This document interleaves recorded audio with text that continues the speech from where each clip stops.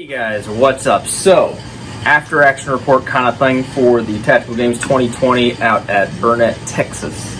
Talk about the gear, what worked, what didn't work, what I might change later. Let's talk about it a little bit. Okay, so not a whole lot changed from last time. We changed some stuff with the firearm, with the rifle, really. We didn't change a whole lot of the setup with the war belt thing, the pistol setup. We changed the sights, and we didn't even change much about the plate carrier. That all kind of pretty much remained the same. So let's hit that real quick. If you want detailed stuff on that, I'll try to keep it brief, but it's the same stuff I used last time. The Apparel Concept Slickster, I actually saw a lot of folks running this one. For the price of what you're paying for, you're getting a very quality thing. I work out in this deal, even though most of the time it's just on the bike, but also lifting bags. And last time I did a lot of running with it. This time I didn't do a whole lot of running with it. Kind of bit me in the butt because it slowed down my run time. But it's held up pretty stinking well. And going off of what everybody else over there had, a lot of people were running the Slickster. It's a good quality for your money kind of thing. I'll put in somewhere, I can't remember exactly where. I mean, I know I got the plates off eBay for like $89, probably right around $100 after time shipping and taxes and everything like that. But for both plates, that's pretty good. And I didn't get this whole setup to like go to war, quote unquote. I got this for the game. So I'm mainly going for the weight. And I was like, well, for about the same price as getting, workout plates, I could get actual plates. So whatever, they're good plates for what they are. So anyway, and they also came with the pad, which is good because without the pad, that would really be rubbing you pretty raw. As far as the rest of the setup, I think I mentioned before that I had the other little pouch thingy-majigger, whatever it's called, kind of a removable magazine pouch for these things. And I didn't like that last time very much. Almost wish I'd saved my money and not gotten it because I don't really use it now. I might use it later for something else, but for these things, I like having everything as slick and compact to the body as possible. And these little guys, they really just Velcro on right here, and they compress, right? Because there's nothing in it, and your cummerbund, whatever it's called, helps push everything down nice and flat, and you have no issues. So I like the fact that it's very, again, going back to the name Slickster, it works well for that. So anyway, that's that, guy. Nothing really changed. War belt thing again, I left the inner belt. It's a Black Hawk inner belt that goes on your actual pants. It's the hook, I think it's a hook on the outside, and these are the loops on the inside on this war belt. This is a Condor, I believe. Yes, it's a Condor. I don't remember what exactly they call this, a sleeve or a belt or an outer belt, but this outer belt has an inner belt, which basically just needs some kind of a belt to go in here, right, if that makes sense. And that's what actually buckles, because this big Condor belt doesn't have a buckle. It relies on the buckle of the belt that goes inside. So it's a 3-belt system. Kind of crazy, but it actually works out pretty well. These Tigris 1, I believe is what they're called. These magazine pouches, they work. I've had some people ask me some questions about it before, and they work just fine. They don't have any Kydex inserts, right? So some people will probably complain about re-indexing your magazine. I re-indexed all of my magazines. I did not rely on this dump pouch. I have it just in case, but I didn't rely on it because I've seen too many people put magazines and things in their dump pouch, get running down the road, and this stuff just comes flying out like a fountain. It's kind of funny, really, when you look at it, but it's very frustrating in the moment. But I have had no issues with these things holding the magazines, whether they're full or empty, re-indexing them, pulling them out. They just work fine. I think I mentioned to one of the guys that asked the question about it. Like, this is not something that I would choose if I was still a deputy or if I was going to try to use this in the military. I would spend the money, pony up the money a little bit, and buy something a little bit more tested and vetted, right? But for what I'm using these for, these are like $15. These are not expensive, right? So save your money, spend the other money on ammo, which is going to help you a lot more down the road. Same thing with this magazine pouch, whatever this thing, I think they're taco style is what they're called or something. I don't remember, but it's a knockoff, right? It's an eBay knockoff. Probably supporting China and making everybody get coronavirus because now they have money, but whatever. It worked fine. No issues. I like to have this magazine over here for if you have like an odd count magazine, like sometimes we'd have a 30-round magazine and then 20 rounders, things like that. It just helps keep it separate, keeps things off your chest, as it were. And then the dump pouch, which I don't really use. I think it's a Condor too. Anyway, that's that guy. And then the Holster, it didn't change. It's a Ragnarok, I believe, from T-Rex Arms. Nothing crazy about it. It's just friction tension, I think is what it's called. I don't know. It doesn't have any buttons or switches or anything. It just holds the gun in there and holds it in with the light. I've talked about the light before. We didn't need a light on these games or in any of these battles. But I believe maybe it's just my brain playing tricks on me, but having that extra weight on the gun helps keep it kind of steady a little bit. Helps the recoil not be so crazy. And then having a high vis front sight does help tremendously. That's those things. We didn't change any of the iPro, just run Oakley's. One note on that, excuse me, running clear lenses I think is pretty smart. I saw plenty of guys who had whatever it's called, adjustable or automatic, I don't remember. When the sun's out, you know, they turn into sunglasses. When the sun's not out, and they turn into regular glasses. I saw a lot of those people, and it was kind of like this, where it was kind of semi-cloudy, semi-whatever, so you didn't need sunglasses, but the glasses were already getting really dark. So they were having a hard time seeing, which really can start to mess with you when you're getting in weird positions and shooting, and you can't see. That's really bad. I did have some issues with these things fogging up, but it is what it is. You got to deal with what you got to deal with. But having clear ones, I would highly suggest just running these, and that's why I also wear a hat, because if I'm not having shades, then at least I can have a little bit of shade from my hat, as it were. But anyway, one note on that, on the last battle, I'll probably put this out after I put the battles. I didn't really pick it up in the video, and I'll get in here and you can see what's going on. But if you see right in here, right, see these little marks right up in here?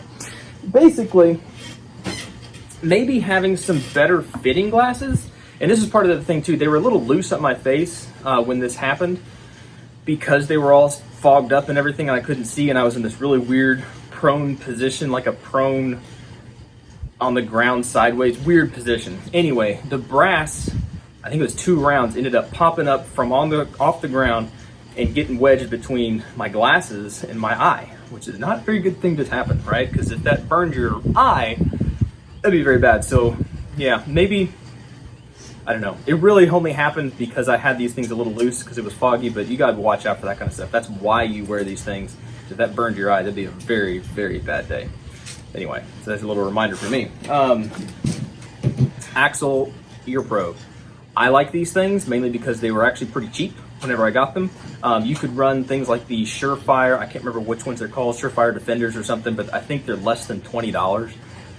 These do pretty much the exact same thing, where they will cut out loud noises, but just the everyday kind of noises that's going on, you can hear the instructions of what people are saying and stuff, and it's just fine. But I like these because they're not big over the ear pro kind of things. They get knocked off with ropes and crazy stuff, because it will happen. Okay, last but not least, we'll talk about the rifle. This again goes big shout out to the guys over there at Break Arms. They really helped me put this thing together, and I'm very appreciative of it. We have a I can't remember, it's like a 15.7 or something inch rail, because basically, you can't really see it very well, but this barrel is right at 16 inches, and it barely sticks out above the rail. So 16 inch barrel originally is what it was, and I cut it down to fit their, I can't remember what this is called. I don't know if they have a fancy name for it or not, but just a 3-prong flash hider from Break Arms, but it fit perfectly, so I cut it down to that length, which is right at like a 13.9 or something, to put their flash hider on there. Fits really nice. Their blast shield, which unfortunately I wasn't able to run that at the games, it fits right inside here very nicely. That would have been very nice, but we can't run those, is what it is. But the rail worked fine, no issues with it getting really hot or whatever. That's one reason I like, even though it looks weird and it's funky, having a rail that's all the way out here and kind of big, it protects you from burning yourself. There are plenty of guys that they grab the barrel or they touch the barrel on their forearm. I don't know how many times I've done that. Having this out does look funky and weird, but it does protect you from burning yourself, which it's not very fun. So that does protect you a little bit, especially when you're worrying about other things like throwing bags and picking stuff up and climbing ropes. You don't need to worry about a hot barrel coming down and burning a hole in your pants. It can't happen. That was their rail. Their gas system was fine. It worked. Again, this is a clamp-on style gas block, which I've never used before. So far, it's been rock solid. Hasn't moved off its witness marks. It's perfectly fine. No issues with that. And then their charging handle, hit on that for a second. Their charging handle, I had slight concerns, just even while I was testing this thing for them a little bit, just running it, seeing how I liked it and things. It's rather large, which is good. It's ambi, which is excellent. And I was almost thinking it might just be a hair too long, but after training up for this game, for this game, and then running all the battles, I never once had an issue where it was like, oh, it's too long. It snagged on my gear, and it opened the chamber, and now it's out of battery. Like, no, I didn't have any issues like that. It worked just fine. And actually, during the battles, I never had any problem snatching the charging handle and charging it, right? Which doesn't sound like a big deal, but that can get really annoying, especially if your hands are slick or you're wearing gloves, which a lot of the guys were. But especially if your hands are slick and nasty and sweaty and grimy, trying to find a mil-spec charging handle probably would be just fine. Probably would be. But having that assurance, knowing that you can just grab hold of that charging handle, it's pretty nice. And then sometimes you did have to go completely left-handed, right? A lot of times if I shoot off my left shoulder, I'll just switch sides and still use my right hand. They didn't let you do that, so you had to go totally on your left side. So having a big ambi charging handle did help, okay? So think about that if you're ever thinking about getting an ambi. There's a couple things you got to think about, but it worked well. And don't quote me on this, but they are working on an upgraded one. We'll just say that, and we'll leave it at that. We'll let them announce that whenever they want to announce that. Hopefully that won't be too long down the road. Everything else on the rifle pretty much remained the same.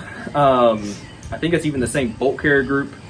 The lower is exactly the same. It's got a Geisley trigger in it, which a Geisley trigger is gonna really help you not have to worry. I mean, it's just a nice trigger.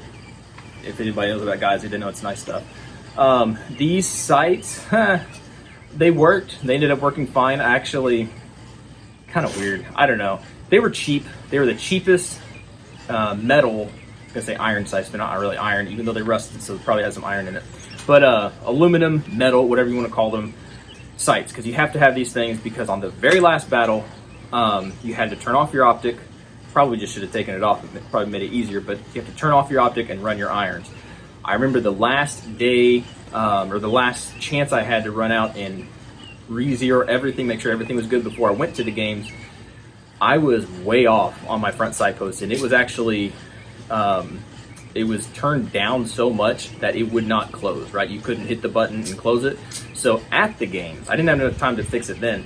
At the games, I took a pair of needle nose pliers, clipped the front sight post, unscrewed it a little bit so that it would fold down just fine, and then just kind of tried to co-witness it to my red dot. Ended up working fine because we didn't have to shoot out very far. The only times I had to use that was like at 25-ish yards. It's just fine. I still threw a couple of those shots, but that's when it was on these weird funky angles and stuff. But yeah, vet your stuff before you actually get out and use it. That's a reminder to myself too, because if you had to go out, and sometimes they do make you go out to semi-extended ranges, which really isn't that far, maybe 200 or 300 yards. Yeah, if your stuff's not dialed in, you're gonna have a bad day. It's not gonna work for you very well. Two more things we'll hit on: the optic and the sling.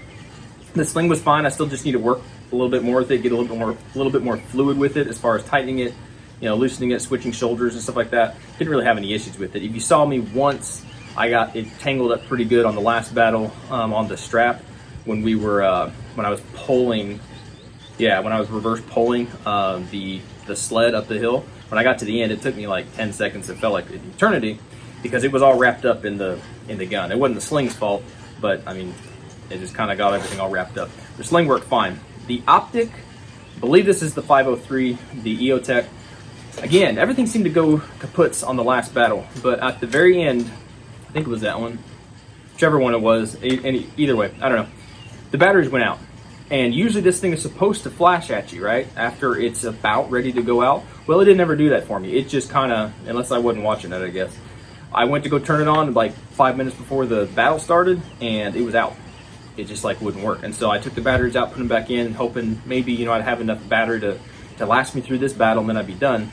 And then that time, then they flashed, right? And then they went out. But thankfully, you know who you are, a guy out there who was in the heat after me, I believe. He helped me out, spotted me some batteries, which really helped, because if I had to run it just optics that time, it would have been okay.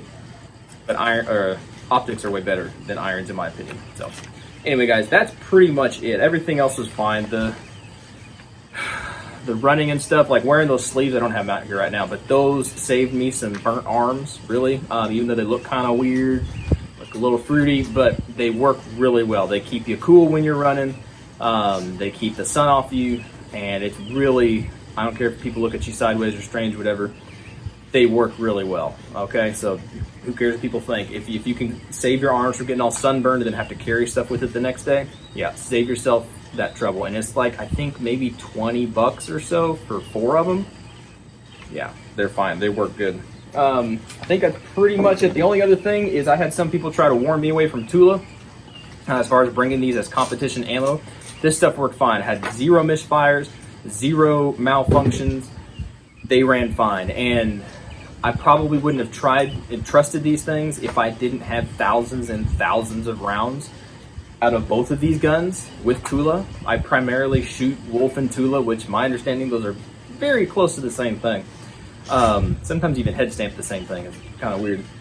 But it works. It works. None of this stuff was super high precision kind of work, right? We weren't shooting hundreds of yards. We weren't trying to shoot bullseye groups. I mean, the most accurate we had to be were those little hostage swinger targets, which are like, what, 3 inches or maybe 4 inches? I can't remember exactly how big they are, at like 25 yards. It's not that hard. The furthest pistol shot was like, I don't know, remember if it was a full-size IPSC or whatever, but, you know, a torso-sized target at 80 yards. And I think I dropped to 2 or 3. I can't remember how many I dropped, but I got most of those shots. And that's shooting 115 Tula, right? And then this is 55 grain Tula. Worked fine. You don't have to waste your ammo on Gucci, or waste your money on Gucci ammo. Buy a bunch of ammo and practice with it a little bit better and know how it's shooting and run it through your guns. It works just fine. All right, I think that's pretty much it. My body camera thingy, it died on me the second day, so I don't have a lot of that footage, which would have been really cool because there was some really cool stuff from it, like the shoot and move. That would have been really neat. Whatever reason, it died. So I'll probably, if I do another one of these, I'll probably get something else because that was a relatively cheap camera. It's just too much trouble to deal with. But anyway, all right, if you have any questions about any of this stuff, let me know. I'll try to either make up an answer or really answer you, or try to find the answer if it's anything specific. But let me know what y'all think. And that's pretty much it. All right, y'all be good to be safe. We'll catch y'all in the next video.